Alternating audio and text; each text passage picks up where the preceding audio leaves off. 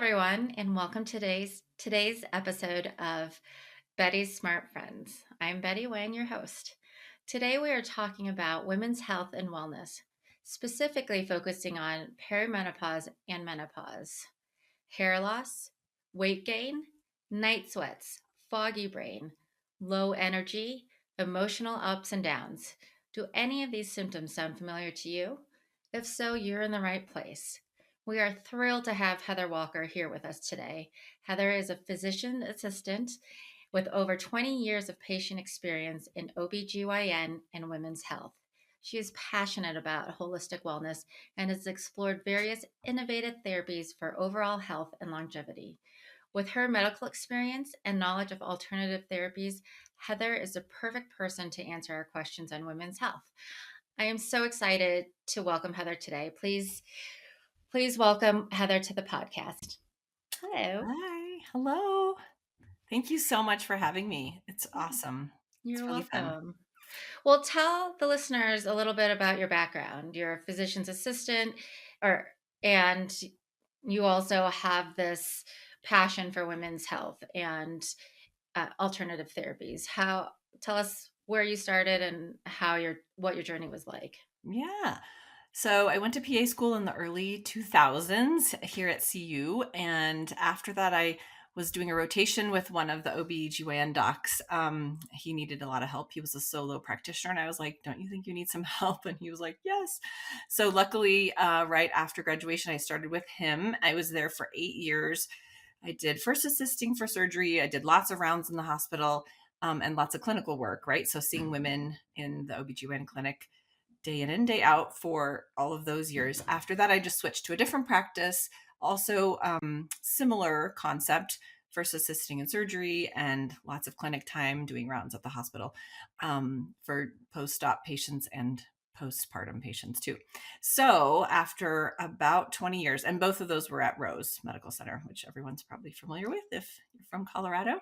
So after that, as I'm going through the motions, getting a little bit tired of my super busy schedule, I was seeing annual exams for 20 minutes at my OBGYN clinic, and I adored my clinics, both of them, and all of the providers there. I really did.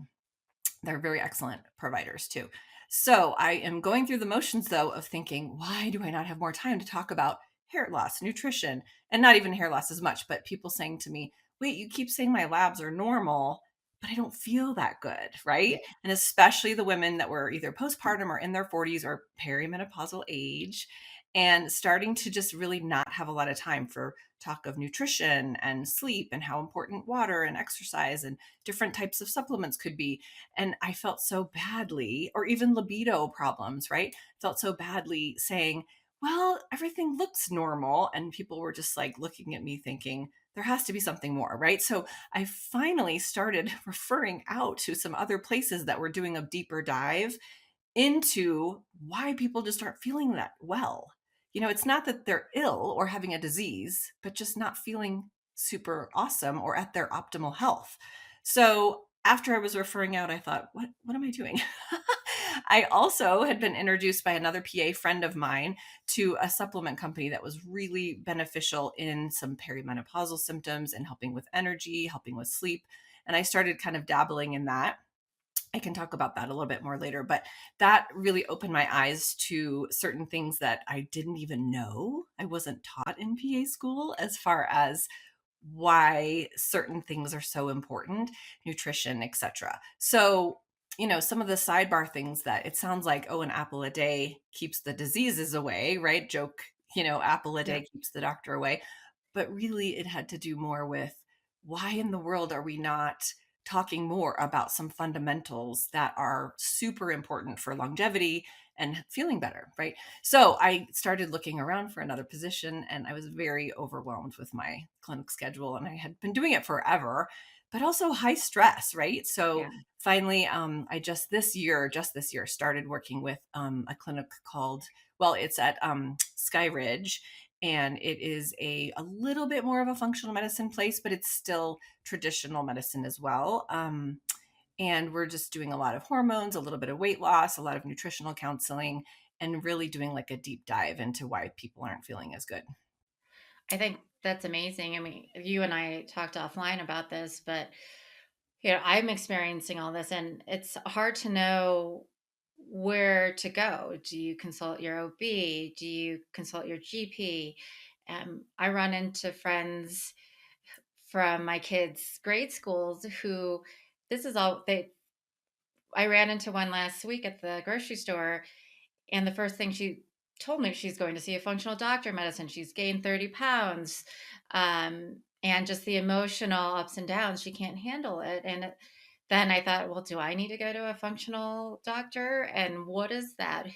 And I also have an endocrinologist because I have Graves' disease, a thyroid condition, and they specialize in hormones. Should I be going to them? And I think it's really confusing. And all in the meantime, all I get from Instagram feeds are hair loss, weight gain, and the supplements. I go into these deep dives and I really don't know where to start or what to do. So Yeah. I'm really excited, on a personal note, but I know that I'm not alone because, my friends were all talking about it and we're sharing our resources, but none of us really know. And we're just saying, well, my OB suggested this and my OB suggested this. And so we're all just kind of crowdsourcing this information, but it'd be great to have information from the source, like someone like you, and not I know that some of it's going to be trial and error, but when you're feeling this way, it's you don't want to keep trying. Like, how long do you have to try to know that it's not working? Yeah. Yeah. All Um, right, there was no question in there, I guess. The question is where to start. I agree. I agree. So I do believe where to start could be if you have an OBGYN who you think is, giving you good answers and giving those things a try, right? There's definitely some places and some providers that are going to be really open to having a more time for a conversation, right? Which is one of the issues. Do they have time Yeah. for that conversation? And I do think that that's a very good place to start. I also think that there is a lot of information that isn't so good out there, like you just mentioned. Um, it doesn't hurt to try certain things, changing our diet, trying to get better sleep, trying to get more water, and eating a more protein-based diet is actually quite good for people in perimenopause or menopause or postmenopausal, right? Um, and that's definitely not a bad place to start. I do think some supplements are really helpful.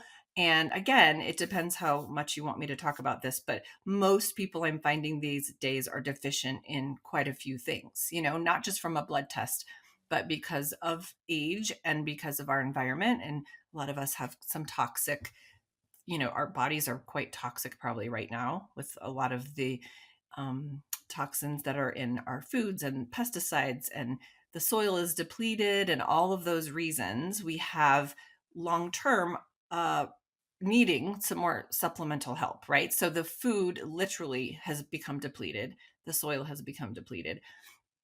Vitamin D, we can't get enough of because you need to get it from the sun, and we're putting sunscreen on, which, yes, of course, we need, and especially for our faces, right? Don't forget.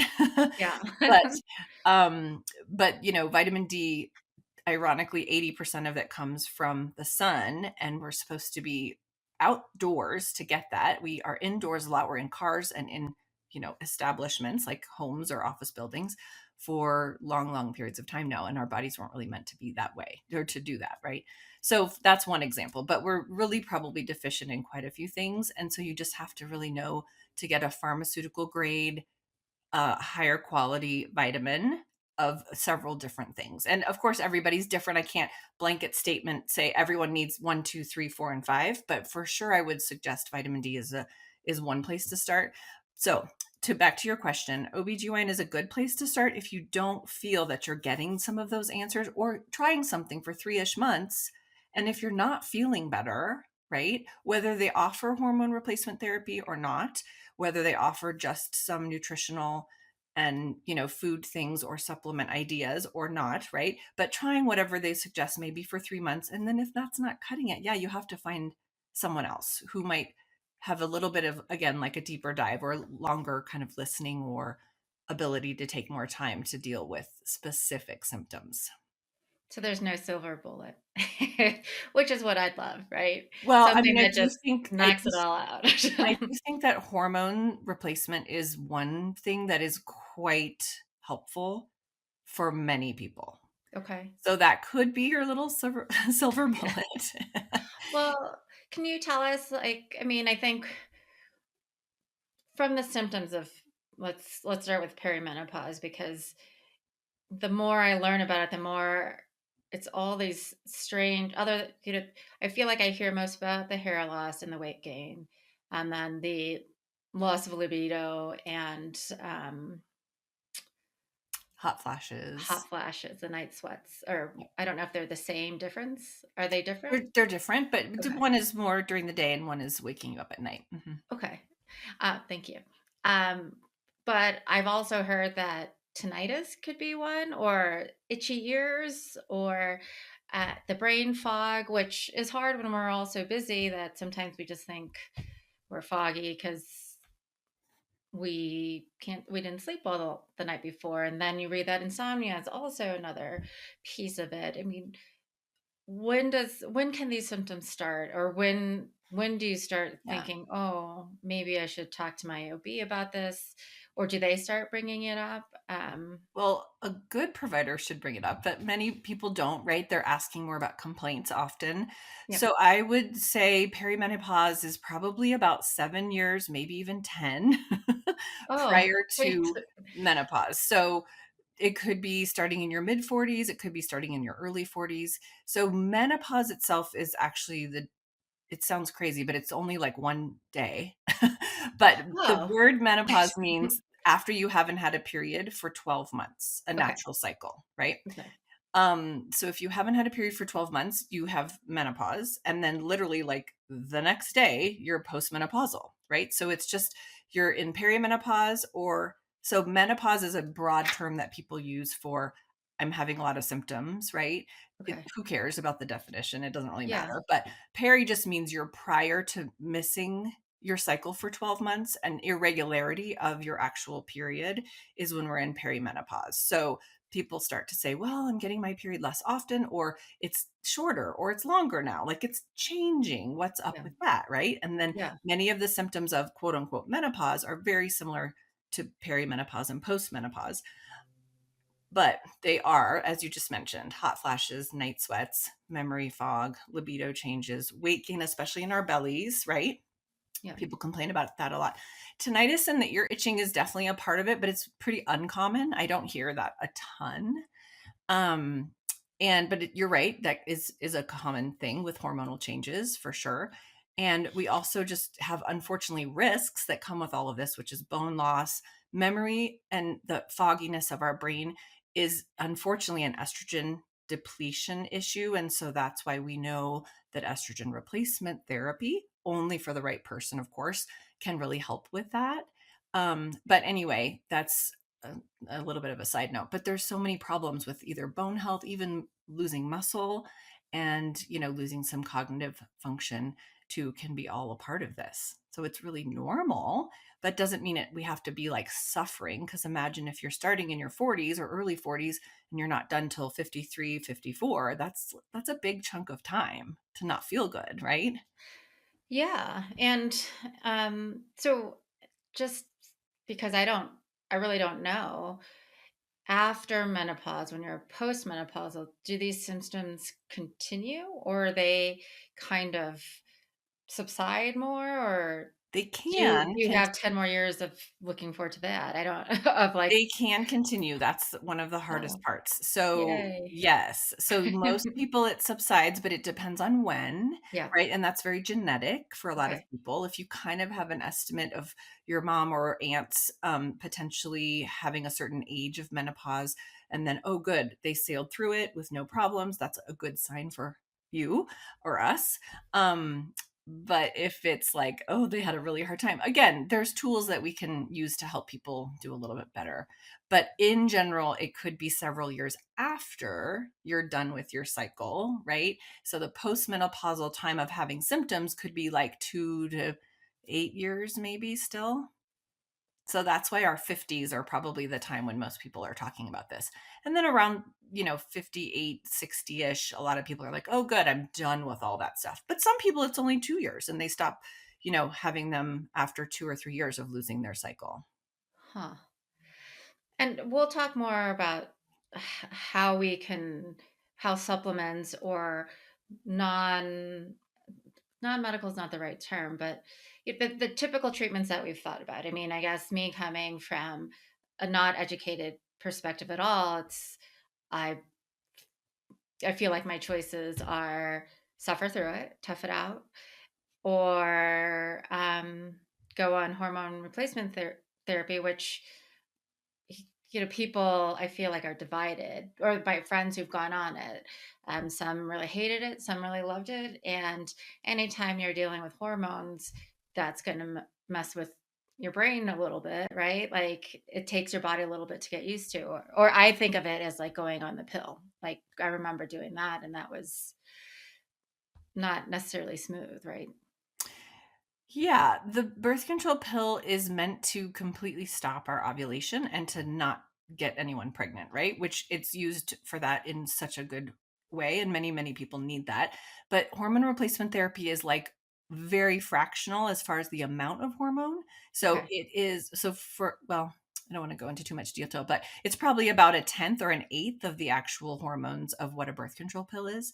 That's why we tend to take people off when they're kind of getting closer to 50. We take them off the birth control pill, and we very easily transition, even for people with high blood pressure or with other problems. We easily can give hormone replacement therapy to those folks, just because it's such a different dosing. Yeah. So it's quite a different thing, but so it's not quite as difficult. And most people find a lot of relief from hormone replacement therapy.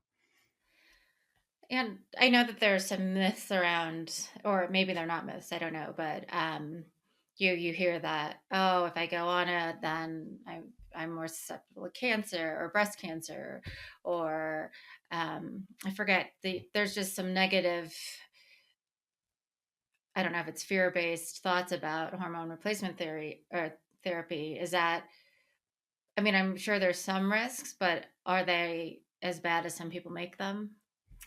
So there's a lot of controversy about this, but in general, so the WHI is the World Health Initiative, or the Women's Health Initiative, that started in the late 90s, and it ended abruptly in early 2000. It was actually 2002 when I was in my rotations. I remember the day that it happened. It was crazy. But everyone stopped cold turkey taking their hormones, because what happened was, it's quite a long story, but some people were alluding that this study was showing that there was a tiny increase in breast cancer incidence. And the study was originally meant to show that it is good for prevention of cancers and cardiovascular disease, as well as Alzheimer's and dementia. So for brain and breast and heart health, that was what the study was for.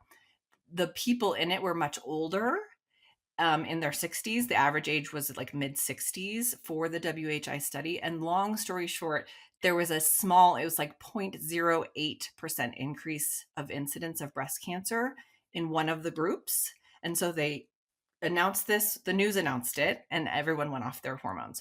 So ironically, now we have actually seen more people with breast cancer, heart disease, and dementia. And again, convoluted amount of studies, lots of them, and it's difficult to kind of prove this exactly, but there's a lot of people that say now, because they yanked everyone off of it back in the day, there was probably more problems, also osteoporosis problems, of course, right? So hormones are good for our bone health, heart health, and actually most are prevented, with hormones. So again, that's complicated because we're talking about estrogen, progesterone, testosterone, all of them, some of them, etc. But there is, some evidence that it is not causing cancer. So that's the toughest thing. So it was 4 out of 1,000 people were having cancer in that study, breast cancer actually, on placebo, and then 5 out of 1,000 had it with the hormones. So they decided that that was enough to pull people off of the study, but it was 0.08% increased incidence. So that's pretty remarkable. And now that they've restudied a lot of it, tons of, like I just said, papers have come out. Good studies have shown that it is not probably the case. And it was unfortunately kind of misread at the time. The data was being misinterpreted. But Well, that's where all of the fear has yeah. come from. Well, That's that's good to know, that's where right? all I of the mean, fear it's has come from. Yeah. so is I mean, you start with your OB and they recommend do OBs typically right away recommend HRT, or do they A lot of uh, them, yeah. A yeah. lot of And them is do. that, I mean, so maybe you could choose not to go on that for personal reasons, or I mean, as you've talked about, you talk about supplements now that you're approaching it from a wider lens. Would you recommend people start supplements, try that first because it's more natural, or I mean, because you've seen both sides of, you've seen, you have a bigger lens is what I'm saying. Yeah, yeah.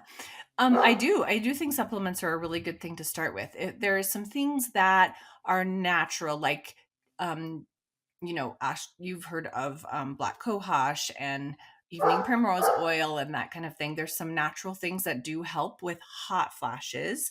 It doesn't help with everything though. That's one of the kind of the feedback that I was getting when I was recommending certain things. There's some really good combination ones, that, for example, the company that I work with has, that is called Menopause Support. It's a really good, helpful thing. Adding even omega-3s and this menopause support. And like I said, the probably vitamin D. A lot of people are deficient in some of the B vitamins. Those Some of those things are really helpful to try. Again, I think 3 months of trying some of those supplements. There's a lot of over the counter ones that I can't speak to whether they're good, bad, or otherwise, right? It's difficult to say, but I do have some more tried and true ones that people do get quite a bit of relief from. But it's not every one of those symptoms, right? We just listed so many symptoms, and not all of those are going to be fixed by just supplements. It's a lot of that, including trying to get our sleep back on track, right? Because, I mean, people are waking between 2 and 4 a.m. typically, and it's hard to get back to sleep. And why is this, right? It's Yeah. it's confusing and frustrating. Sometimes it's a weird blood sugar issue, but a lot of times you're waking up with night sweats, and then you have to go to the bathroom, and you might as well, and then it's hard to get back to sleep. But it's a very common hormonal issue when our hormones start to change. And so that makes us, tired throughout the day as well. As not, it's not just, oh, I'm kind of tired and I have brain fog. And so most people really do say fatigue, brain fog, and it's a little bit of chicken and the egg, where it's like, did I Right. not sleep well, like you mentioned, the last 3 or 4 nights, and now I have this kind of memory issues, brain fog type of feeling? Or is it, and it's really all related. So let's say that they've decided they're kind of hitting a wall with their OB, or whoever they're seeing. Do they is the best thing to next come, because you're a functional practice? Is that what, how to define it, or how I does think that work? so. Yeah, our practice it's considered a wellness clinic, and we Okay. do have there's four of us as providers, and we all are working a little bit more with hormone replacement therapy, taking quite a bit of time to say, hey, what's really going on, and then doing a really comprehensive, blood draw, and to try to make sure that we're giving good answers, including supplements, right? Giving good answers, including supplements, and often giving hormone replacement therapy, but not to everyone.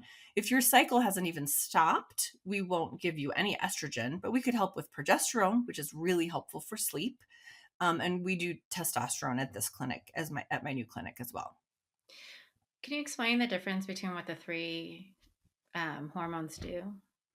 Yeah. Or briefly, just for, I mean, I know, testosterone men, estrogen women, and then progesterone. I'm not quite sure.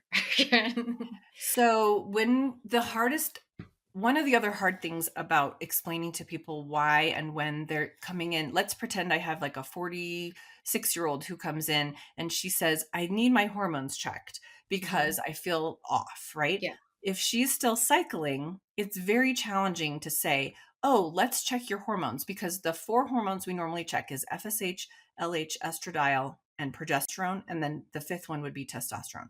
So the problem is every week of our cycle, if I could draw out the menstrual cycle for you and how those hormones change, but every single week we have a change in all four of those because our body tries to be pregnant. We get the egg ready to ovulate. Once that's happened, we start upping our progesterone. And then are we pregnant or not? Yes or no. And if we're not, of course, which happens every single month since you're 12 years old, Yeah. we have these fluctuations in all four of these hormones. But so if I just drew your hormones today and you're still having a cycle, I would have no idea. If you're about to ovulate, your estrogen's going to be really high. If you just ovulated, your progesterone's going to be really high. So people that come in a lot, they're so sad when I'm like, I can't really check all of your hormones and give you the best answer about what we need to add in, and I can't suck your hormones out either, right? Of your Yeah. body. So it's hard to remind people when they're still cycling that we have a different level of all five of those hormones at different times of the month, right? That being said, if we're done with our cycle for 12 months and we're postmenopausal, it's much easier to be able to identify what's really going on. If you're early postmenopausal, your estrogen's going to be not as low as if you're 10 years out, right, from being postmenopausal. So it's, again, very individual. But what estrogen typically does, if we overdo estrogen, it can cause some breast tenderness, it can cause some abnormal bleeding. But really, it's important for bone health, absolutely, as well as testosterone is important for bone health. It's important for memory, and it's important for decrease in dementia and overtime neurocognitive decline, right? And estrogen in general will help us with hot flashes. It also helps with sleep. So that's kind of that one. Progesterone helps with sleep as well. Progesterone is what's high after we ovulate, and it holds onto our lining and keeps it really nice and tight so we don't have abnormal bleeding too. But again, it fluctuates. They all fluctuate. So oftentimes when we give it to people when they're done with their cycle, it helps them to feel just more even. Progesterone can help with belly fat a little bit, and so can estrogen. The reason we get belly fat more is because of estrogen decline. But it's also a little bit of progesterone. So um, progesterone can help for sure make us tired at night, and it can help us sleep better through the night. And a lot of us are just deficient in it. So all of those hormones are declining with age anyway. So the difference of 40s to 30s, we're all lower in a lot of those hormones anyway. But it depends on, the time of the month and that kind of thing. Testosterone helps with bone health, heart health, probably cancer prevention, and it helps with energy and libido. And so for somebody who is perimenopausal, how, if we came to your clinic, what happens? I mean, you do the blood work, but knowing that it's not exact, is it sort of taking that and the symptoms to try to figure out what might work and knowing that it won't be as exact as if you were postmenopausal? Is that Correct. Yep, that's correct. So then we would just talk more about symptoms. I often give progesterone to many people who are perimenopausal, and it works really well for evening our mood and also for sleep. And then it depends if they're interested in testosterone. I often give perimenopausal people testosterone nowadays as well with my new clinic at my new clinic. and are those pill based or are those like what is that? So Or testosterone in a pill base doesn't really work. okay, Testosterone typically is a troche that is something that goes, which is a little dissolvable thing that goes through your saliva and into your bloodstream that way, or interesting. not through your saliva, through the mucous membranes and goes through your bloodstream that way. It gets degraded in your stomach too much, and so it doesn't work well. You can have a cream, or you can have even pellets. Interesting. And what are you seeing? What type of patients do you have at your clinic? Like when do they how do they know when it's time to come to see you?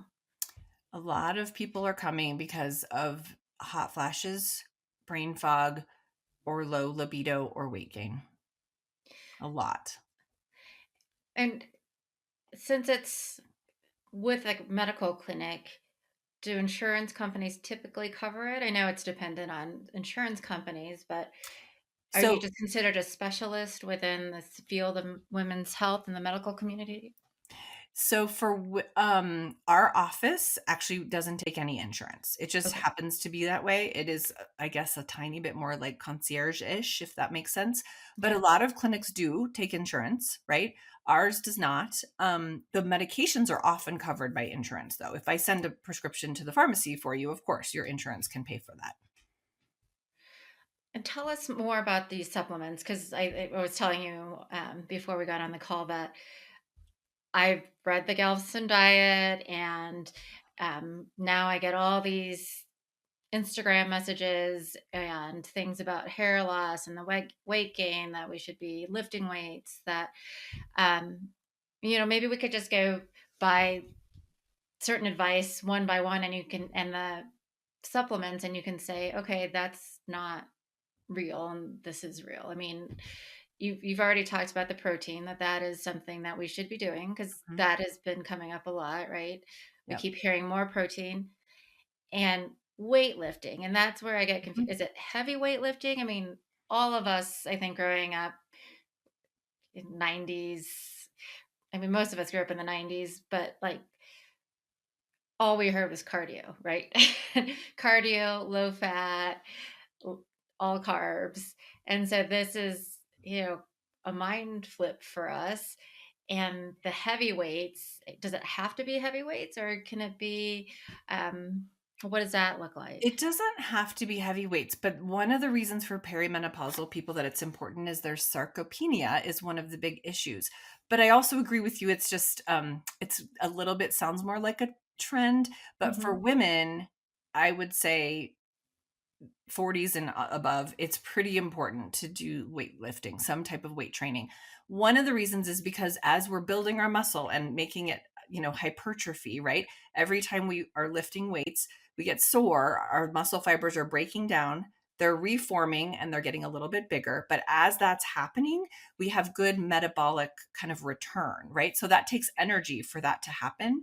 And so over time, if we did, let's say you ran on the treadmill for 30 minutes in the morning, of course, that's good for our heart. It's good for our cardiovascular system. It's good for a lot of reasons. It can be fat burning, but our metabolism is only elevated for those 30 or 40 minutes or what have you. For weightlifting, it takes a lot of energy to kind of break those muscle fiber down, rebuild them, and that will keep our metabolism high for the whole day. But it also, and not exactly the whole day, but for much longer hours compared to just doing some cardio. It also is really good because it's actually pulling on our bones. So as we're strengthening our muscles, it actually pulls on our bones.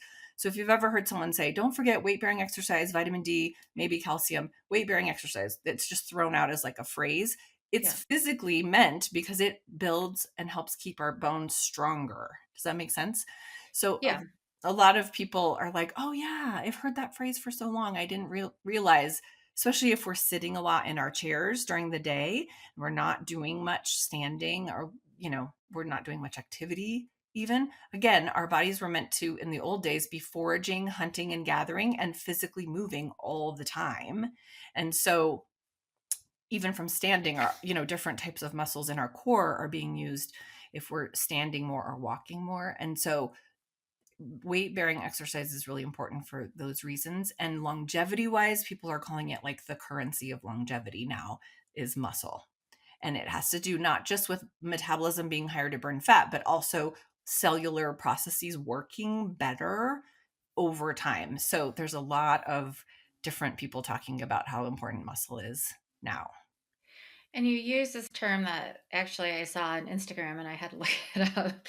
The sarco, how do you say? Sarcopenia, yeah. Will you explain what that is and how that affects women over 40? Yeah, it just means muscle wasting, so or muscle loss, so muscle mass loss. And over time, because of our aging, it just we don't have as much muscle. So there's certain supplements that I have actually through my ID Life business. One of them is called Load. It's really helpful. There's other ones you can get pills that have something similar in it, but it has a little bit of creatine and also some other things that help literally keep our muscle mass if you weren't ever even working out. I give it to my 84-year-old mother-in-law because she's older, right? And we Right. really want to make sure that her muscle mass stays good, including her bones too. But the muscle mass supports the bones. It really has a lot to do with osteoporosis and metabolism and cellular processes that do better when we're building and trying to keep our muscle. So even if you're not going to work out with weights, then you should be helping to supplement and try to support your muscle mass. So the creatine, that's actually what I just started this past weekend with taurine. Is that how you say it? Mhm.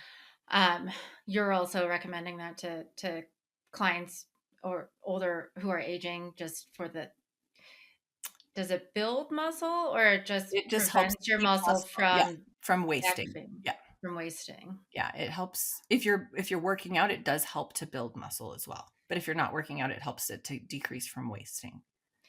And weight bearing exercises, what does that actually mean? Like when I'm walking, it's carrying my weight. Is that You're considered carrying weight your weight bearing in your or core and your pelvis and your legs, but not as much in your upper back, right, and your arms. So weight bearing exercise, kind of walking is considered that.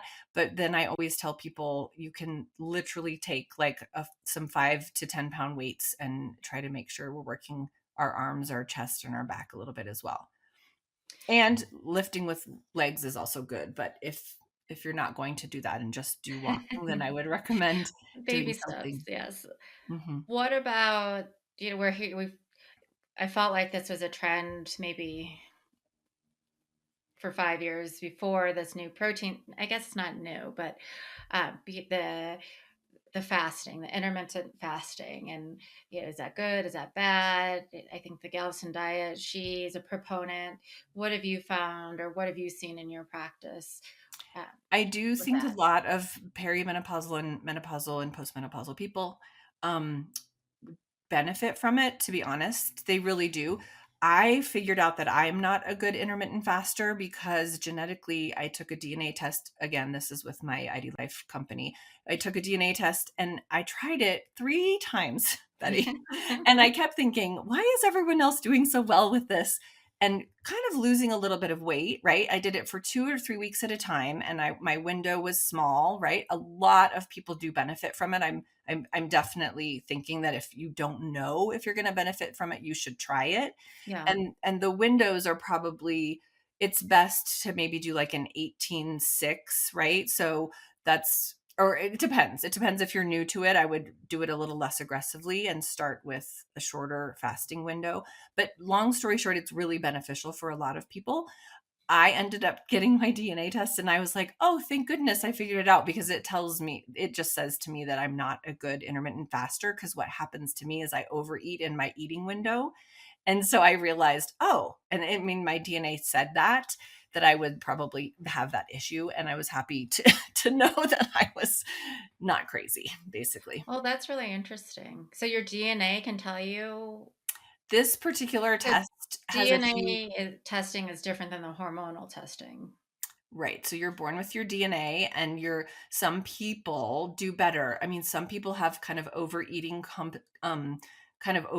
genes, if you will. It sounds crazy, but it's very true that obesity can run in certain people's family and it's not always like, oh, they just had a poor diet when they were young or they learned how to eat poorly from a youngster age. It's often genetic, right? We also have some people that have more insulin resistance from the get-go and they can have more trouble with eating, but also burning their fuel properly and holding on to certain fuels. A lot of people can shuttle a lot of their glucose into fat cells. And if you have a lot of toxins, that's also a problem and why people can be obese. And that's a whole nother topic. But That's really interesting. I mean, and your DNA, the test that you do with your ID ID business, life. it does that. It does. Yeah.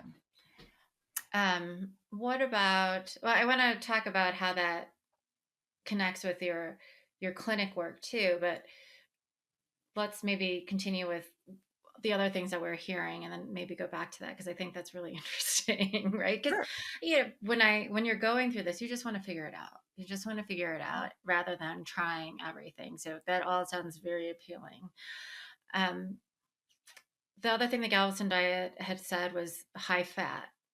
And that was interesting too. I mean, again, it sounds like that might depend on your DNA and what kind of, or It might depend on your DNA, but there's a lot of there's a lot to be high said. good fats, right? Oh, yes, please. I was just gonna say there's a Yeah. lot to be said about what type of fat you're eating. Yeah. So for example, most people's lean body mass is around 100 gram. I mean, around 100. And I can't remember exactly what it would be called after that. But lean body mass is supposed to be how much grams of protein we're having per day. And so Okay. I have like a calculation I can do, or we have an in-body test at my office, at my clinic, where we can tell you what your lean body mass is. That's supposed to be the amount of protein in grams that you're supposed to have per day. So I would start with protein first and not worry about the fats. And good fats are definitely fine. You can only fit so much food in for a day. It also depends if your goal is weight loss or muscle gain, right? If you ever were to try to be or doing a composition change is a nice way to say is a nice way Yeah. to say it. So we'd Yeah. like to, get rid of some fat, and maybe build muscle, which I would highly recommend. That will change our body composition, right? Our clothes will fit differently. We will look different. It's definitely a good thing for longevity and for health. It is really important to probably have at least, I would say, 90 to 110 grams of protein a day for almost everybody. And that's very hard to do. Very hard to do. So if you focused on that first and not worried as much about the fat, you would find that you're eating a lot of protein, which is in lots of things, right? It could be in cottage cheese, it could be eggs, it could be some other dairy, which again, you mentioned you weren't doing as much of, but you can get it in some nuts or some nut butters and different types of things. I have a thing at my office that is a handout that I have hanging there that everyone I say, take a picture of this. It says how to get more protein, right? But the reason for that is because, again, metabolically, it's really good for us. It helps us to keep our muscle for longevity reasons. And also, most of those fats in the proteins are the healthier fats, right? Not bacon per se, right? But over time, adding in a little bit of grains, because fiber is still important. We can't say I'm not having any carbs, right? But having natural carbs from vegetables or fruit is much, much better for us than the processed stuff. So for every single person on the planet, that's probably the case, but even more important for perimenopausal and postmenopausal people. And then, I mean, the other piece that, I mean, that's super helpful. But the other piece that she does talk about, and I think she started her own supplement business because she thinks it's so important, was for the reason that you're talking about, that we're not getting this from food. And it's also because our food is not as healthy as it used to be. Right. A What carrot from, I don't know, 100 years ago, one today has less nutritional value than that. correct. And even in different countries, right? We have different nutritional value from because of the soil and some of the regulations and the way things are farmed. Yeah.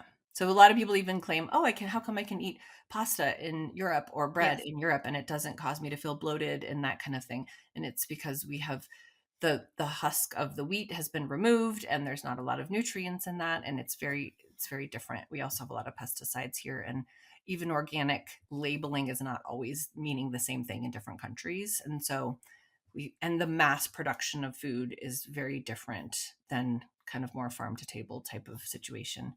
Interesting. Yeah. So I had read, and this is so timely that you're here, that the vitamin D for women, or people in general, and then is it the fish oil, fish Yes. oils with Omega omega 3s. threes, Yep, is in the also right. very important for women going through menopause? Yes.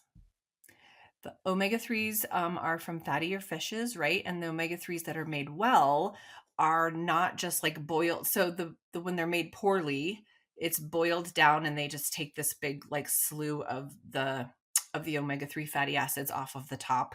So the cold pressed type, it's just the way that that's actually produced is really important as well. The other issue is there's EPA and DHA ratios that are really good. Sixes and nines for omegas are probably inflammatory. Those are not very good. So you want to make sure if you have an omega supplement or a fatty acid supplement, or a fish oil supplement, that it's probably just omega-3s and not the 6s and the 9s. Can you talk about the supplements that I mean, of course, every woman's going to be different, or every patient that you see is going to be different. What are some typical ones that you are uh, telling folks to use? And from what I've read, and what you've talked about, there's different efficacies of different brands of vitamins, right? Some brands have a lot of filler and Correct. some don't. Right. You want to look for something that's probably in a capsule instead of a pill form. So capsules, like you could open it up and sprinkle it on your food, for example. That's going to be much more easily digested. The fillers of the actual pills, the way that they're pressed and like made, is probably not always the same across the board. So that's not as good. So that's one way to kind of recognize that it's probably a higher quality. But yeah, so for example, there's some brands that are better than others. I mean, I don't know if you want me to list them all off. I have the vitamins from my ID Life company. Omega-3s are super important for women. I think 3,000 to 5,000 of omega-3s only without the 6s and the 9s is probably a good benefit for most people. Again, I don't know if I should say numbers because again, everybody's a little bit Sure. different. Yeah. But vitamin D3 with K2 is very important, or with cofactors, because it helps to shuttle the actual vitamin D to the right place and not help to deposit calcium into our vessels. So we want to keep it in our bones and helping our immune system. So vitamin D3 is good for immune system. It's actually probably good for a little bit of weight loss. It's good for memory and mood, for sure mood, not as much memory. I shouldn't have probably said that, but mood balancing. And it's like, again, immune system, so healthy. And so some people claim it's, if you're really super low, you have higher chances of getting cancer, right? So long story short, that's easy to check in people's levels. Vitamin D3 with K2. So I would say 5,000 to 10,000 per day, or with cofactors. Most people are deficient in some B vitamins. And so, like, a good high quality B complex is really good for us. It should be methylated. That's a whole nother story. um, there's something called MTHFR, which is a reductase enzyme that some people are deficient in. And if you take regular B vitamins that are not methylated, it'll just gunk up your whole system. So that's another reason, actually, that some people are feeling really poorly. And it's a very long story, but we have inflammatory markers. One is called homocysteine that will be really high if you have an MTHFR mutation. And so if you're taking any processed foods that have folic acid in it, so in the 90s, they started putting folic acid into everything for women, for pregnant women, for neural tube defects for babies. But the problem is not everyone can actually process folic acid. It's the synthetic version of folate. So we Oh, need real, and that's B9. So folate is B9. So again, methylated B vitamins, super important for just across the board, unless you wanted to do a test to see if you had the MTHFR mutation. But there's about 40 to 50% of the United States population has a mutation in that reductase enzyme. So that's a whole wow. nother story, but that's important for all people to kind of pay attention to too. So I would just suggest methylated B vitamins. And is there a way to avoid taking, three different pills 5 times a day? We've read about, what is it? Athletic Greens is like super popular. I don't know if it has all these, or is it better just to take these specific vitamins and just get over the fact that you're going to be taking vitamins? A lot of people take way more than 3 or 4 pills a day, Yeah. right? For supplements. I mean, most people are taking like 8 to 10 probably a day. I think Athletic Greens is okay. I haven't studied it enough to say that. Yeah, I don't know Um, either. I'm not sure. I can't say that for sure. But yeah, a lot of people are taking supplements. So the way that you approach it, are people taking like 8 to 10 a day? Okay. But again, it's because I take 3 omega-3s, right, every night. I take 2 vitamin Ds with K2 every night. But I also, um, so either through a blood test or through, actually, for ID Life, there's an assessment, a quiz that you can take, and it'll say, oh, because you have Native American heritage, you have a higher propensity for diabetes. Therefore, we should probably have something that will be helpful for glucose support, that kind of thing. So again, if you have high cholesterol, you should probably have CoQ10. There's so many reasons why we should have different things, and every individual is so different. So there's a way to either do a little quiz or to kind of just kind of guess what we probably need. And honestly, if you have too many of certain supplements, we pee it out. And maybe it's a waste of money, but it's not hard on our kidneys, or it's no problem to do that. So I do think that whole foods is always better, but we just don't have the most amazing nutritional whole foods at this time. You can eat as amazingly well as you want, and you can say that you're the cleanest eater on the whole planet. And you probably still would need a few supplements, right? So there's a little quiz you can take that if you wanted to, or you could just start with some of these things and see if you feel better too. And the timing matters, right? So I can't just take all of them at the same time. No. You could, but it's better to take them at different times. Yes. So certain things like B vitamins you take in the morning, thyroid supplementation of any type you take in the morning because it can give you energy. You don't want to take it right before you go to bed if it's going to keep you up, right? For example, progesterone, which of course is a prescription, you have to take at night because it makes you sleepy. Omega 3s are really well digested with a bigger meal. And so a lot of people take those at night. You don't have to, right? If you're going to forget them every night, then make sure you actually get them in your system. Um, some things require a little bit more food. I would say B vitamins require a little more food because you might feel nauseous. That's usually the complaint when people say they feel a little nauseous from a multivitamin or something. It's usually from the B vitamins in there. Yes, D3 and K2 is meant to be at night. Yeah, there's a chronicity, or yes, that's the right word. Like a chronological chronicity type of thing that is a biological helper at certain times of the day. But if you can't remember things, then I would still say just try to get it in your body. And seeing somebody like you at your clinic, you could also help them if they're taking, I take a thyroid supplement, Yeah. and that's something that we could talk about what supplements I shouldn't take at that time until an hour or two after I'd taken my thyroid supplement. Yeah. I mean, typically for your thyroid supplement, you should wait 30 minutes for everything else. Yeah, I Yeah, I know. know. It's hard to do. It's hard. I'm trying. So explain to us how your clinic work and your ID life business, how they complement each other, or why can't it all fit under one bucket? Yeah. It could fit under one bucket. There are some things at my office, like I obviously some things are prescription, right? So Yeah. testosterone, estrogen, and progesterone are prescription drugs, which of course I can prescribe whenever needed. But supplements can definitely be a part of that. At our office, we use a few of the things from ID Life at this point, but it's more that it is the things like, for example, the load, which is to help with muscle mass, is definitely accepted there, but it's because all the other choices for the other brands, if you will, are more expensive and more annoying to take. So taking 4 pills instead of a tiny little scoop that you can put in your protein shake is much easier. Yeah.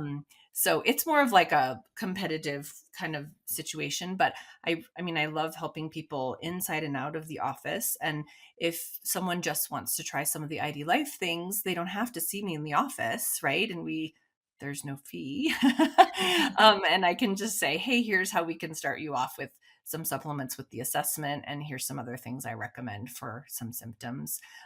So that's without coming into my clinic, that I can help you whenever on the side. But I'm happy also to see people in my clinic if they need prescriptions of any type. And what's the best way to contact you?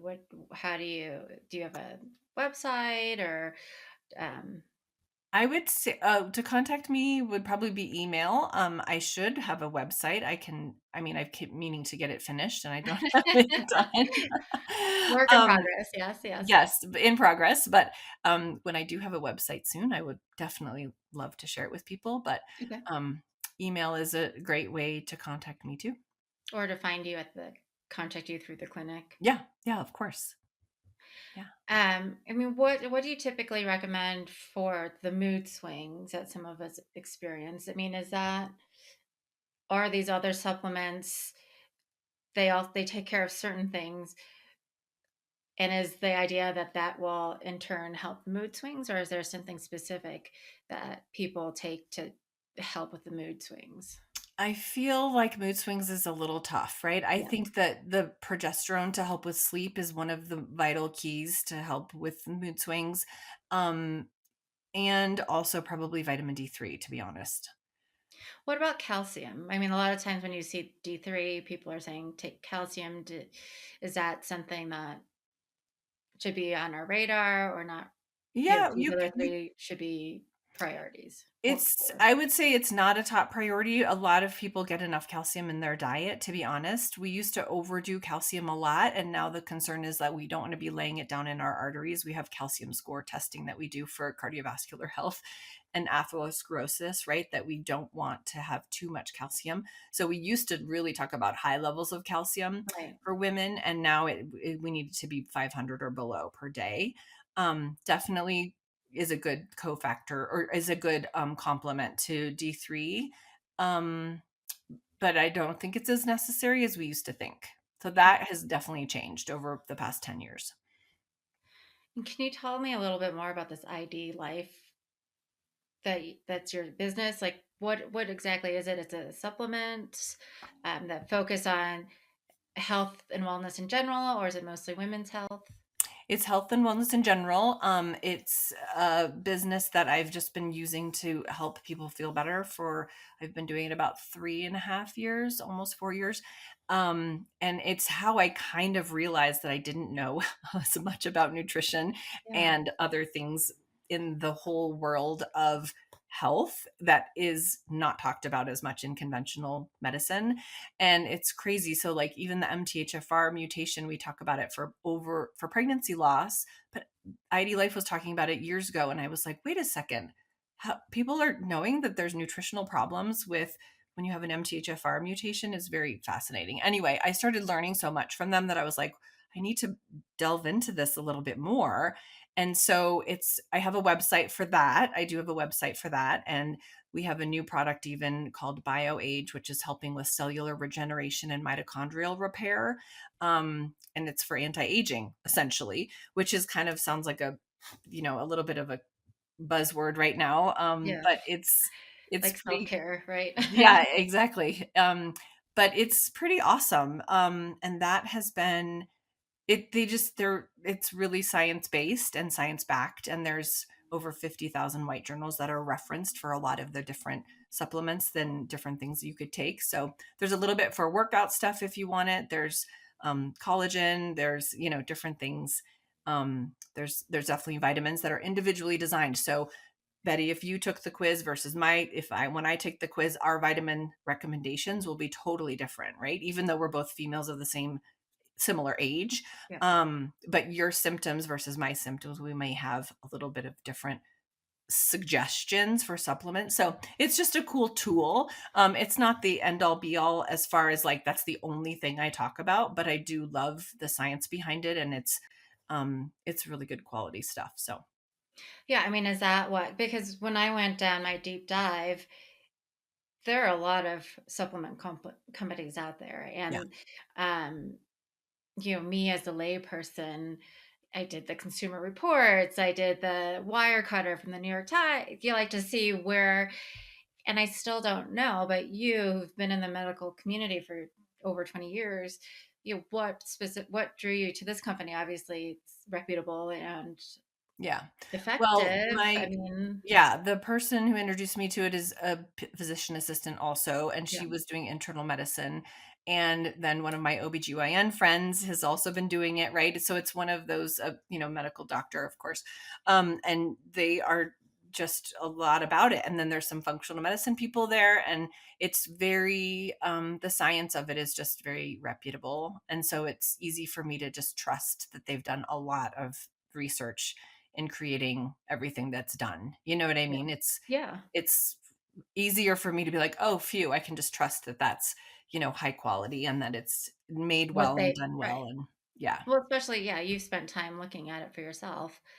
Yeah. Um, is there anything else that women should know who are going through perimenopause or in the postmenopausal, um, that we should be thinking about? I mean, obviously, I think supplements are coming up more. I mean, I do remember my mom taking evening primrose, but that was all I remember her dealing with, right? um, but it sounds like it's becoming more and more important as how to help with our mitigate our symptoms, or at least make them more manageable, right? Hmm. Yeah, I think it's so hard because there's no like magic solution, as you said. Hormones might be a magic solution. Yeah, Eating super high quality foods is very helpful, and doing things that kind of are hard, right? Doing things like, yes, I really need to get my exercise in. That also helps us with sleep, right? It helps our cardiovascular health. It helps cancer prevention, right? But it also can help you feel better throughout the day if you're exercising. Um, so there's just it's hard because it's a lot of the very cliche things that yeah, it's like, oh shoot, yes, I do have to get my workout in. Yes, I do have to drink more water.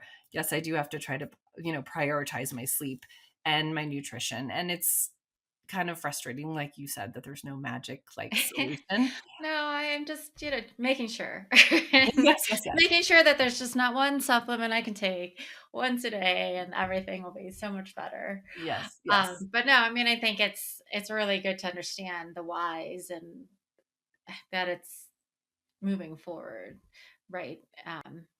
Yeah. And that you don't have to just tough it out, that there's I options. don't think you have to tough it out at all. Yeah.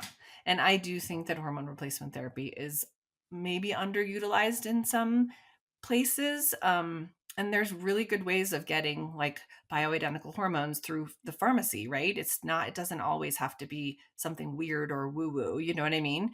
There's definitely ways of getting good stuff from traditional conventional medicine too. But sometimes it has to be a little bit more individually designed, right? Yeah. That's the part that I think is important to remember too. Yeah.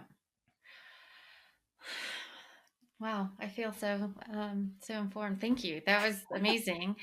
I do always ask, as you're so busy and working two jobs and having kids, what do you do to maintain your own balance and peace?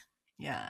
And I was just thinking this before you asked that. I should have also mentioned not just exercise, sleep, water, nutrition, supplements, but and hormones potentially, but also like mindfulness and while you're out on a walk, like really enjoying and looking around and trying to even some, grounding or that kind of thing is so important to really remember that we need to do that. So for me, yes, I meditate every day. I definitely exercise most days.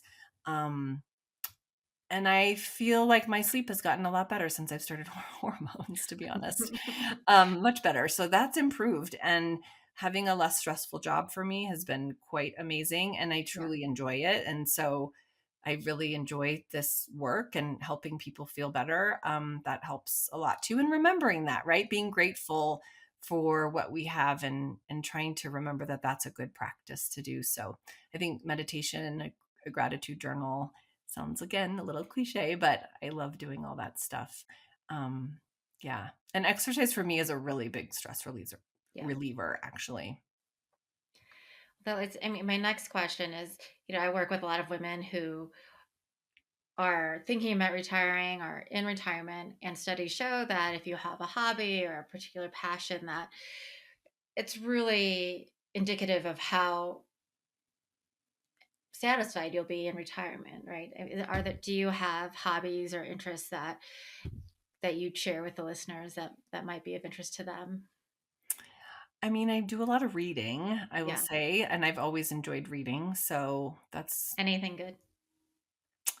What are you reading now? um, I'm a big yeah, reader too.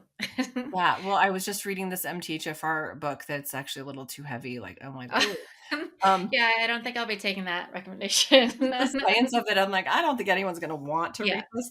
yeah, Yeah, that's probably what I most recently read. I read a lot of menopause stuff and I read a yeah, lot of um more sciencey things, but what yeah. have I Well, do read you lately? have books that you recommend for women who are trying to learn more about what we're going through? I mean, my OB had recommended the Galveston diet, and that's why I picked it up. But do you I have do other think books? Marie Claire Haver is pretty solid. And she is an OBGYN MD. Yeah. Um, I'm working I think Peter Attia's Mhm. Outlive book is Yep. really amazing, and it's excellent. I think that's really excellent. I listen to the Huberman Lab podcast a lot, and there is the one of the ones about muscle mass, is a female physician that is on there, and I can't think of her name right now. Lyons, Lyons is her name. That one's very long. Those are 2 to 3 hours often, which is a little daunting, but he's typically really good. And even when Peter Attia was on the Huberman Lab podcast, I thought that was great. I listened to a lot of like biohacking stuff, but that's Oh, also no, a little I bit. mean, I think it's great, because that information helps those of us who it's not our natural interest, right? Yeah. Yeah. Yeah, I mean, we ski as a family. I love doing that. I like weightlifting actually quite a bit. I really do enjoy that. I can always help anyone who wants help with that, of how to start or what to do. If you don't like weightlifting, I'm all about it. Um, so yeah, that's all Yeah. I can say. I don't have like crocheting or anything. I don't do that. I think I'm not it's very funny when I crafty. ask this question, we all are like, "Should we be crocheting or knitting?" Yeah. Should I I be? don't know what it means. It's just, some people find gardening really relaxing. It's just, and I think learning for you might be something that's like your hobby and interest that will Yeah, take you through life. I don't know. It's for all sure. kind of, we've got to figure it out, but I think it's nice to just hear other people's ideas. Yeah, for sure. And you're right. The kids keep us so busy, right? We're attending sports events all the time, constantly. So Yeah. Well, thank you so much for your time. I thought this was really helpful information to me. And I'm hoping that I think our listeners will find a lot of value from it too. So thank thank you you. for joining. Yes, tell everyone, don't, or everyone, please, listeners, don't give up. Don't give up. There's definitely some solutions. So Oh, that's good to know. I need to hear that. Thank you. yes, yes.